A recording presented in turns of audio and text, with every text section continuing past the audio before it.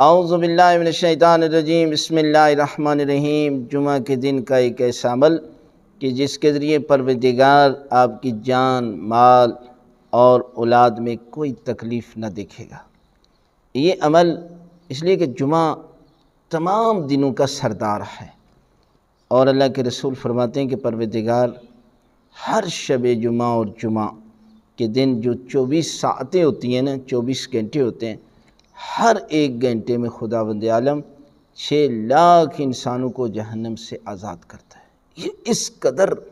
ایک ایک گھنٹے کا جو ہے وہ ثواب ہے، لہذا ایک ایک لمحے کو ضائع نہیں کرنا چاہیے، اس میں وہ اعمال انجام دینے چاہیے کہ جو معصومین سے منقول ہیں۔ لہذا جمعہ کے دن ایک ایسا عمل جو حضرت امام جعفر صادق علیہ السلام سے منقول ہے کہ جو کوئی سورہ